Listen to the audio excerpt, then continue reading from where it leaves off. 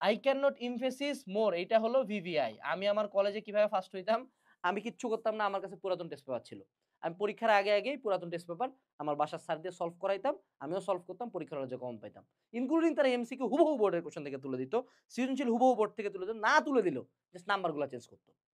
So I can not emphasis more সবচেয়ে বেশি important কলেজের এক্সামের জন্য টেস্ট পেপার সলভ করে যাওয়া।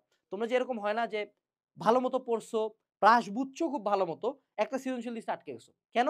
কারণ সিকিউ তো সলভ করি নাই। সো এই সিকিউ গুলা কোন সোর্স থেকে সলভ করতে হবে? বাজারে যাবা টেস্ট পেপারের মেডিজি কিনবা। মেডিজির ফার্স্ট 10 টু 15 কোয়েশ্চেনস অথবা যদি কেউ বই কিনতে না চাও, এই এইচএসসি সাজেশনের একটা সলিউশন পার্ট আছে। সলিউশন মোটা করে। ওইখানে সৃজনশীল গুলো দেওয়া আছে। আরো যদি ভালো অপশন চাও, আমাদের এখানে দেখবা হইলো গিয়া টেস্ট পেপার সলভিং ক্লাস আছে। এখন তুমি বলতে পারো ভাইয়া কিছু চ্যাপ্টার মিসিং না। ওই চ্যাপ্টার গুলোতে আমরা রিভিশন ক্লাসগুলো এড করছি। যেখানে ওই সার্টেন টপিক গুলো পড়ায় দিবে এবং বোর্ডে ২-৩ টা করে কোয়েশ্চেন সলভ করায় দিবে। একটু থিওরি আছে, কোয়েশ্চেন সলভিং আছে। সো টেস্ট পেপার সলভিং ক্লাসগুলো করে যাইতে পারো কলেজের পরীক্ষায় ডিরেক্ট কমন পাওয়ার জন্য। কারণ নিজে ডিরেক্ট টেস্ট পেপার সলভ করতে গেলে আটকে যাইতে পারো। ঠিক আছে?